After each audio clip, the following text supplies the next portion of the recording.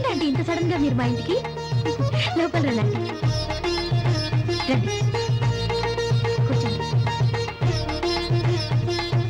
Aunty, నేను అసలు మీ fan తెలుసా? మిమ్మల్ని ఫస్ట్ టైం చూసినప్పుడే మీలాంటి అమ్మ నాకు లేదే అని చాలా అన్హ్యాపీగా ఫీల్ అయ్యాను. తర్వాత హ్యాపీగా ఫీల్ అయ్యాను అనుకోండి. ఎందుకంటే అమ్మగా మిస్ అయినా అత్తగా దొరికారు కాబట్టి. నీకు అత్తయ్యగా ఉండే అర్హత నాకుందేమో కానీ నీకు భర్త అయ్యే అర్హత మాత్రం మా వాడికి లేదు.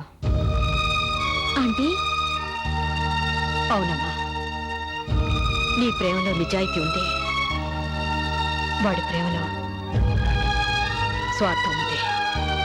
నాకు తెలుసమ్మా, ప్రేమ మనుషుల్ని బ్రతికిస్తుందని, కానీ డబ్బు మనుషుల్ని నడిపిస్తుంది. కొంతమందికి ఆ ప్రేమ విలువ తెలియదు కాబట్టే ఆ డబ్బుకే విలువ ఇస్తారు.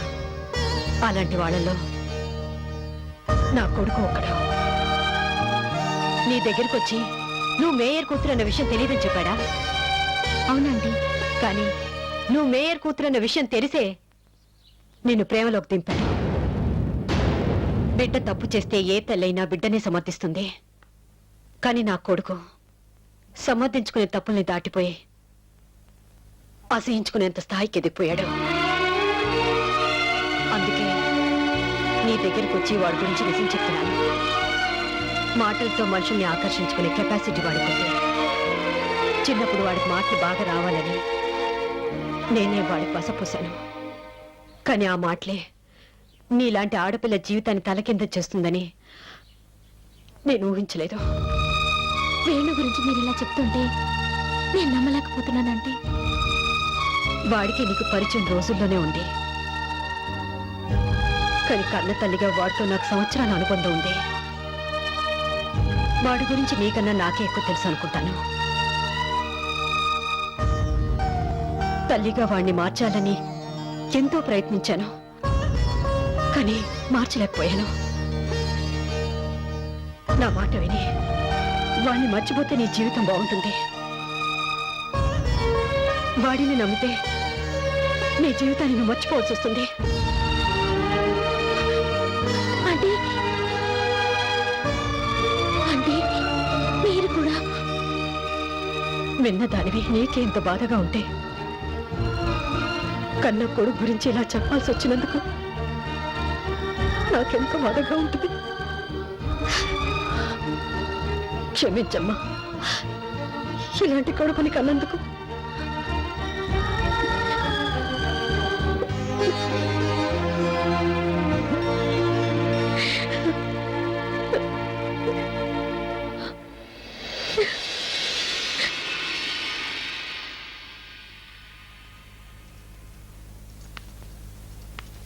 అమ్మా లక్ష్మీదేవి,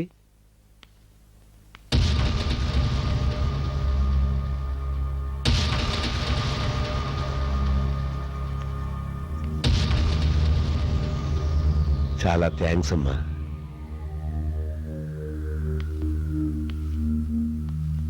నాకు చాలా శ్రమ తగ్గించావమ్మా.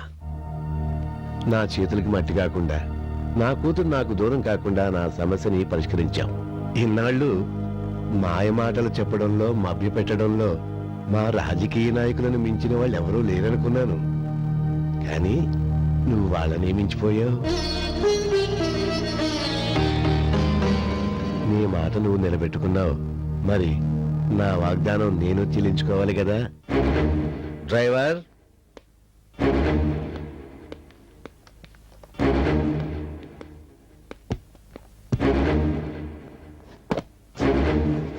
ఇందులో 25 లక్షలు ఉన్నాయి.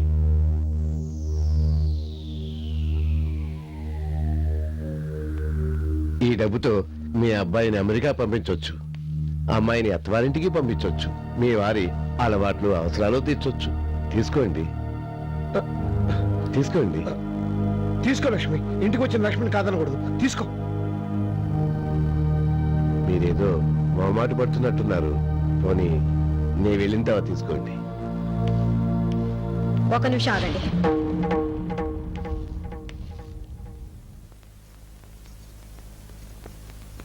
మీ డబ్బు మీరు తీసుకెళ్ళండి.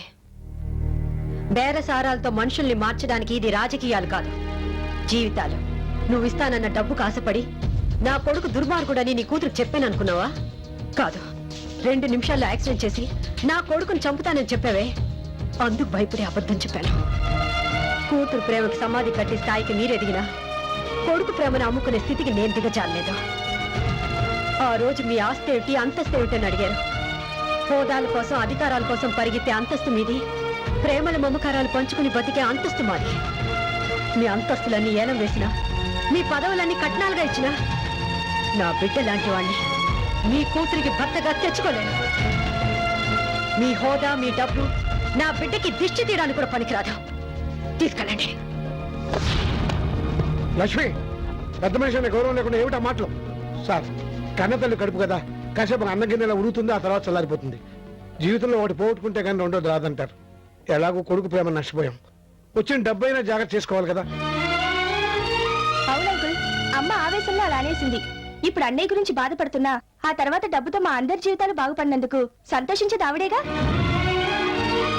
పాపం మా అన్నయ్య కష్టపడి డబ్బు సంపాదించి నన్ను ఫారెన్ పంపించాలనుకున్నాడు. చివరికి ఆయన కోరిక మీ వల్ల తీరుతుంది.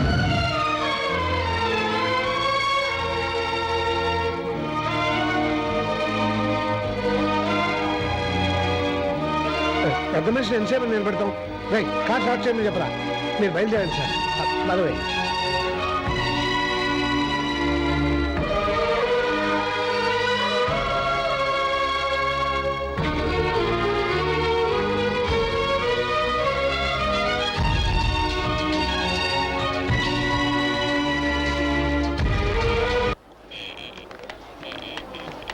దివ్య, దివ్య ఆగు. ఏమైంది నీకు? ఏం తప్పించుకుని వెళ్తున్నావు? తప్పించుకొని కాదు, తప్పుకొని వెళ్తున్నాను. తప్పుకు వెళ్ళాల్సినంత తప్పు నేనేం చేశాను? నీకు చెప్పాల్సిన అవసరం నాకు లేదు. దివ్య ఆగు. దివ్య, నేనే నీ దగ్గరకు వచ్చి ఐ లవ్ యూ అని చెప్పలేదు. నువ్వే నా దగ్గరకు వచ్చి ఐ లవ్ యూ అని చెప్పి నన్ను ప్రేమలోకి దింపి నిన్ను చూడుకుని ఉండలేనంత పిచ్చివాణి చేశావు. ఇప్పుడు నువ్వెందుకు తప్పించి తిరుగుతున్నావు? సి మిస్టర్ వేణు, ఏదైనా వస్తువుని కొనాలి అనుకుంటే ఒరిజినల్ అనుకుని అడ్వాన్స్ ఇస్తాం. తర్వాత అది డూప్లికేట్ అని తెలిస్తే ఇచ్చిన అడ్వాన్స్ అయినా వదులుకుంటాం గానీ తిరిగి ఆ వస్తువుని కొనుక్కోగా. నువ్వు క్యారెక్టర్ ఉన్నవాడవని నమ్మి ప్రేమిస్తున్నానని చెప్పాను. కానీ నీ ప్రేమ అబద్ధమని, నువ్వు డూప్లికేట్ గడవని తెలుసుకున్నాక నా ప్రేమను వదులుకున్నాను.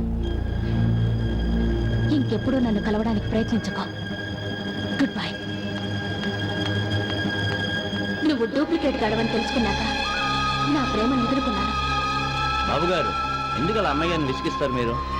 బాబు, నేను మేరీని డ్రైవర్ని బాబు. నా చేతులతో నేను తీసుకెళ్లి డబ్బులు మీ ఇంట్లో ఇచ్చాను బాబు. మీ నాన్న, మీ తమ్ముడు, మీ చెల్లి మీ ప్రేమను అమ్మేశారు బాబు.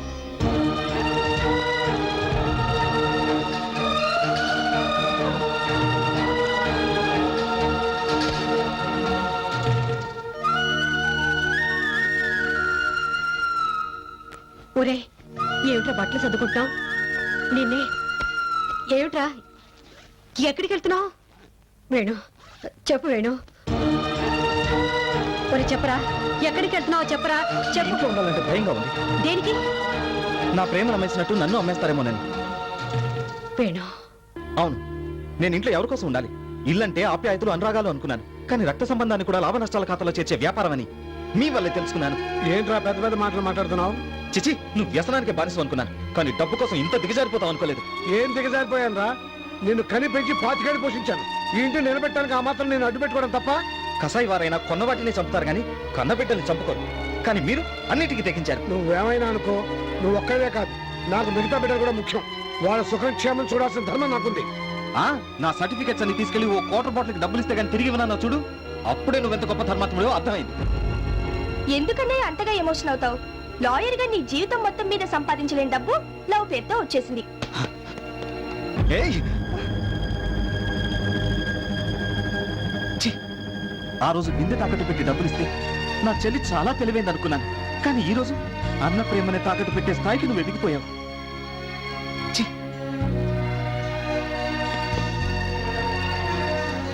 ఒరేయ్, నిన్నెంత కష్టపడైనా చదివించి విదేశాలకు పంపించాలనుకున్నాను రా. కానీ అన్న జీవితాన్ని వీసాగా పెట్టుకుని విదేశాలకు వెళ్ళిపోయేంత గొప్ప తెలివితేటలు నీకున్నాయనుకోలేదురా. రే, దేవుడు తోడబుట్టిన వాళ్ళని ఎందుకు ఇస్తాడో తెలుసా? కన్నవాళ్ళు కలకాలం ఉండరని, వాళ్ళ ప్రేమను మీరు పంచిస్తారని. కానీ నా దురదృష్టం, మీరందరూ స్వార్థపరలే. వేణు ఒక మాట. వద్దమ్మా, ఇంకేం చెప్పొద్దు. ఎవరికైనా దెబ్బ తగిలితే అమ్మ అని ఏడుస్తారు, కానీ ఆ అమ్మాయి దెబ్బ కొడితే ఎవరిని తలుచుకోవాలి, ఎవరికి చెప్పి ఏడవాలి? నీకు తెలీదమ్మా. ఒకరోజు ఇల్లు గడవకపోతే నా రక్తాన్ని అమ్మి డబ్బు తెచ్చి నీ చేతికి ఇచ్చాను. నిజం తెలిస్తే మీరు బాధపడతారని అకౌంట్స్ రాసి తీసుకొచ్చాను అని అబద్ధం చెప్పాను. నేను మీకోసం బతుకుతున్నాను, కానీ మీరు మీ సుఖం కోసం నా మనసునే చంపేశారు. నువ్వు నువ్వు నువ్వు మీరెవ్వరు నాకొద్దు.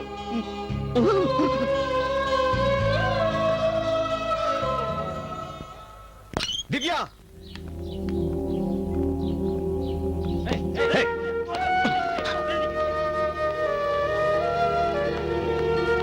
ఎందుకు వచ్చావు? నీతో కొంచెం మాట్లాడాలి. నిన్ను చూడడానికి అసహ్యంగా ఉంది. Get out. ప్లీజ్ దివ్య, నేను చెప్పేది విను. నేను వినను వినను వినను. అది కాదు దివ్య, నువ్వు ఇక్కడి నుంచి వెళ్తావా? మెడపట్టి బయటికి గెంటించమంటావా?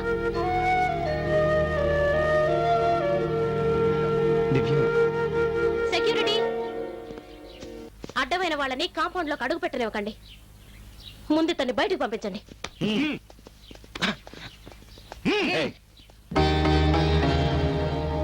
అవసరం లేదు దివ్య, నేనే వెళ్తాను. కానీ ఒక్క మాట, ఇప్పుడు నేనేం చెప్పినా నువ్వు వినిపించుకోవట్లేదు. నిజం తెలుసుకున్న తర్వాత నా కోసం నువ్వు వస్తావు.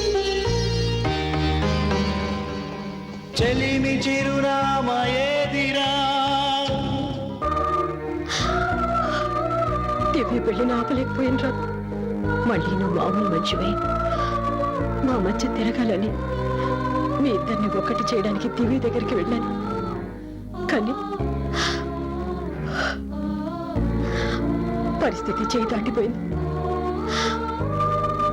దివ్య పెళ్లి జరుగుతోంది.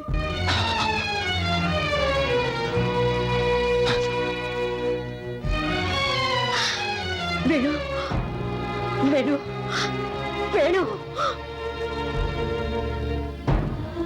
భయపడకమ్మా, మిమ్మల్ని వదిలిపెట్టి ఎక్కడికి వెళ్ళను.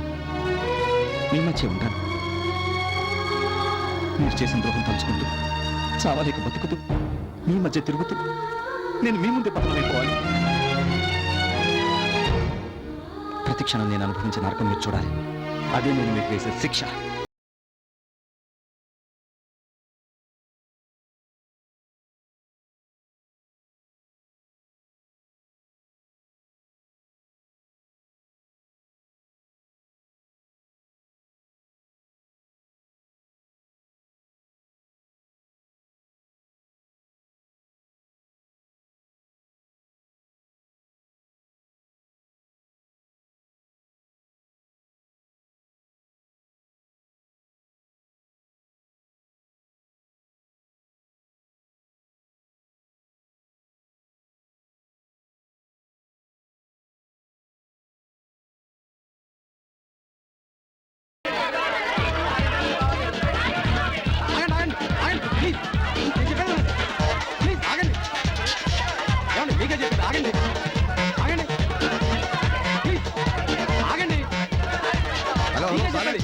ఏంటి అసలు కేకలు?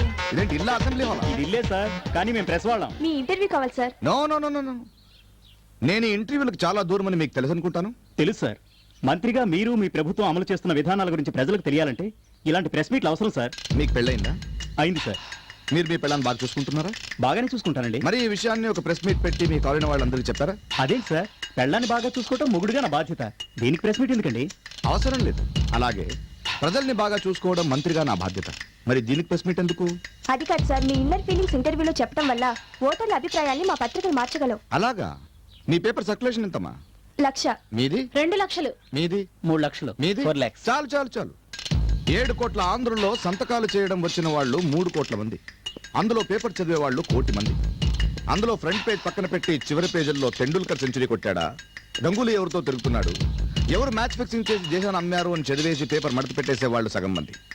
మిగిలిన వాళ్లలో సగం మంది ఓటు వేయరు, మిగతా సగం మంది ఓటు వేయడానికి పేపర్ చదువురు. మళ్ళీ ఎందుకమ్మా ఇంటర్వ్యూలు? సరే సార్, మీరు ఇంటర్వ్యూ ఇవ్వద్దు, కానీ ఒకే ఒక్క ప్రశ్నకు సమాధానం చెప్తారా? అడగండి.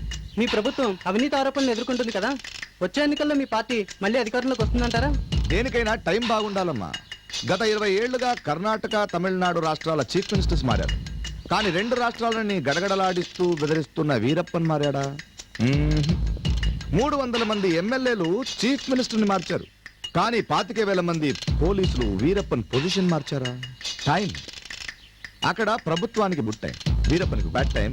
టైం బాగుంటే కొన్ని కోణాల్లో కుంభకోణాలే ప్లస్ అవుతాయి. మీరు సార్ రేపు ఆగస్టు 15 కదా సార్, మీ చేత జంక్షన్ లో జెండా ఎగరించాలని వచ్చారు సార్. ఓ, నేను జెండా ఎగరేయాలా? అవును సార్. Idiot! నాకు ఈ ప్రెస్ మీట్లే కాదు, జెండా వందనాలన్న ఇష్టం లేదని వాళ్ళకి చెప్పొచ్చు కదా. అది కాదు ప్లీజ్ సార్, అసలు జెండా అంటే 3 రంగుల గుడ్డ ముక్క కాదు, మన దేశ గౌరవం, ప్రతిష్ట. ఏ దేశభక్తుడో స్వతంత్ర సమర యోధుడో ఎగరవేస్తే అది హిమాలయాలంత ఎత్తున ఎగురుతుంది. నాలాంటి రాజకీయ నాయకులు ఎగరవేస్తే అది ఎలక్ట్రిక్ పోలంత ఎత్తుకు ఎగిరి ఆగిపోతుంది. జాతీయ జెండా రెపరెపర ఆడాలి గాని మా చేతుల్లో పడి లబలబలాడకూడదు. Sir, you are really great.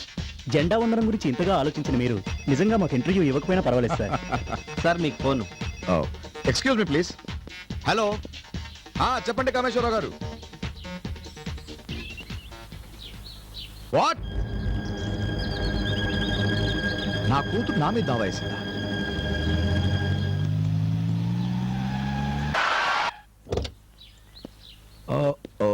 No no no no no. ఏమా భయపడ్డావా? యా. తాత ఇంట్లో లేడా? మీరెవరు? Oh my God, bad luck. నా బిడ్డకి నేనెవరని చెప్పుకోవాల్సిన దురదృష్టం వచ్చింది.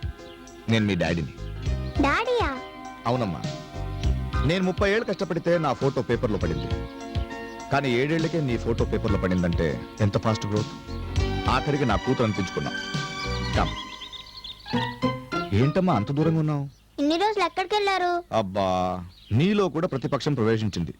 చూడమ్మా, ఇన్నాళ్ళు నువ్వు నీ అమ్మ దగ్గర సుఖంగా ఉన్నావు అనుకున్నాను, కానీ అది నన్ను వదిలేసినట్టు నిన్ను కూడా వదిలేసిందని ఈ రోజే తెలిసింది.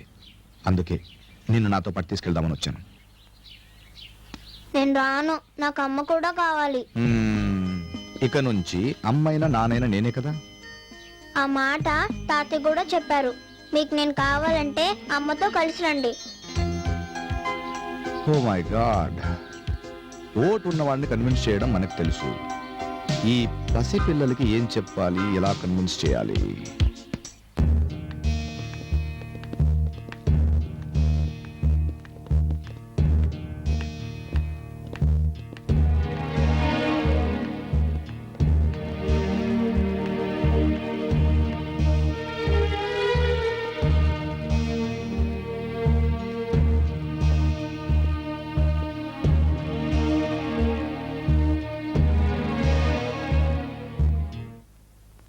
ప్రొసీడ్. మిస్టర్ అమర్నాథ్, ప్రస్తుతం మీరు మంత్రి హోదాలో ఉన్నారు కదా? అవును. ఎంతో మంది ప్రజలకు న్యాయం చేయగలిగే పొజిషన్లో ఉన్న మీరు మీ కన్నబిడ్డను వదిలి వెళ్లడం అన్యాయం అనిపించలేదా? ఇదే ప్రశ్న 7 ఏళ్ల నుంచి నన్ను వేధిస్తోంది. నా భార్య వల్ల నాకే అన్యాయం జరిగితే ఏం చేయలేకపోయాను, ఇక కన్నబిడ్డకే న్యాయం చేయగలను. మీ భార్యకి మీరు ఎన్నాళ్ళ నుంచి దూరంగా ఉంటున్నారు? నేను దూరంగా ఉండడం ఏంటి? మేడమే నన్ను వదిలేసి 7 ఏళ్ళు అయింది. అంటే 7 ఏళ్లుగా మీరు విడిపోయి ఉంటున్నారు, అంతేనా? టు బి ప్రిసైజ్ 7 ఏళ్ళు 3 నెలలు 12 రోజులు. Please note this point your honour. Mister Amarnath, ఇన్నాళ్ళు విడిపోయి ఉన్న మీరు విడాకులు తీసుకోవాలని ఎప్పుడు అనుకోలేదా? ఏనాటికైనా పశ్చాత్తాపంతో తిరిగి నా భార్య రాకపోతుందని నేను ఎదురు చూశాను. ఎప్పటికైనా సహనం చచ్చి విడాకులు తనే అడక్కపోతాడా అని తనే ఎదురు చూసింది. కనీసం మీరు మీ బిడ్డనైనా ఎందుకు చదివలేదు? బిడ్డని తల్లిని విడదీయడం మహాపాపమని తన బిడ్డను తీసుకెళ్తుంటే కాదనలేకపోయాను. కానీ తన నన్నే కాదు, బిడ్డను కూడా వదిలేసిందని కోర్టు నోటీస్ అందేదాకా నాకు తెలీదు.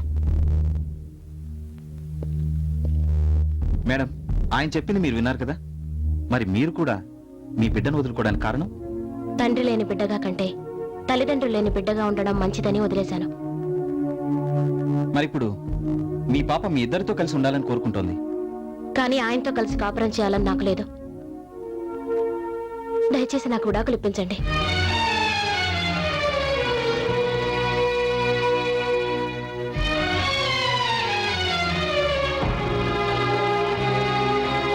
మిస్టర్ అమర్నాథ్, మీ ఆవిడ మీ నుండి విడాకులు కావాలని కోరుతున్నారు, దీనికి మీరేమంటారు?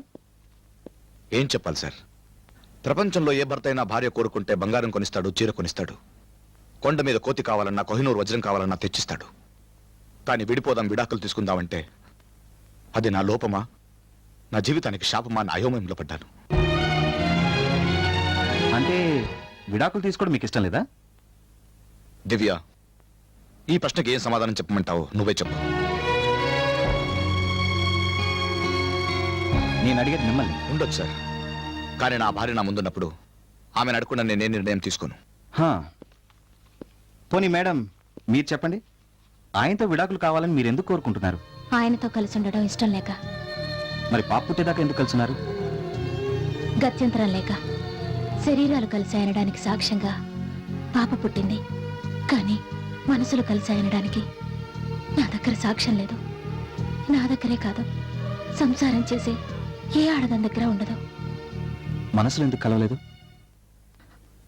ఆయనకి మనసే లేదు కాబట్టి. పొరపాటు, చాలా పొరపాటు. ఇన్నేళ్ల నా రాజకీయ జీవితంలో ఎమ్మెల్యేగా, మినిస్టర్గా ఎంతో మంది పబ్లిక్ నా మనసుని అర్థం చేసుకున్నారు, ఆదరించారు. యువర్ ఆనర్, స్త్రీలను గౌరవించడం మన సంప్రదాయం అన్నదాన్ని ఈ దేశంలో ఎంతమంది మగాళ్లు పాటిస్తున్నారో లేదో నాకు తెలియదు, కానీ భార్యల్ని గౌరవించడం భర్తల సంప్రదాయం అన్నదాన్ని ప్రతి మగాడు, ఐఎమ్ సారీ, ప్రతి మగుడు పాటిస్తున్నారు. అందులో నేను ఒక్కడిని. కానీ నా భార్య నా మనసుని అర్థం చేసుకోలేకపోయింది. అయినా పర్వాలేదు, దయచేసి నాకు విడాకులు ఇప్పించకండి.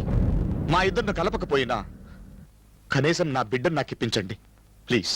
That's all your honour.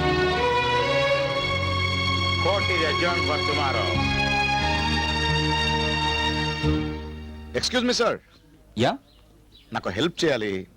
చిన్న రిక్వెస్ట్. చెప్పండి. నీకు పదవి ముఖ్యమా, భార్య ముఖ్యమా అని ఎవరైనా అడిగితే నాకు నా భార్య ముఖ్యం అని చెప్పేవాడిని నేను. అందుకే తను నన్ను వదిలేసి వెళ్ళిపోయినా రెండో పెళ్లి చేసుకోలేదు.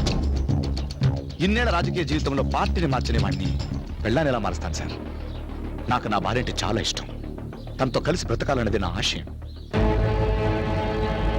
ఏం సార్, అమెరికాలో విమానదాడులు చేసిన తీవ్రవాదుల కుట్రైనా ఆలస్యంగా బయటపడిందేమో కానీ నా భార్య మనసులో కుట్రేమిటో నాకు అర్థం కావట్లేదు. సో బిల్ క్లింటన్ అక్కడ అక్రమ సంబంధం వల్ల అన్పాపులర్ అయ్యాడు, నేను ఇక్కడ సక్రమ సంబంధంతో అన్పాపులర్ అయ్యాను. నా బాధంతా చెప్పాను, మీరే హెల్ప్ చేయాలి. నా కాపురం నిలబడితే గోడ మీద గాంధీ గారి ఫోటోని, టేబుల్ మీద మీ ఫోటోని పెట్టుకుని అటు అసెంబ్లీని ఇటు ఫ్యామిలీని ప్రశాంతంగా నడుపుతాను. వస్తాను సార్.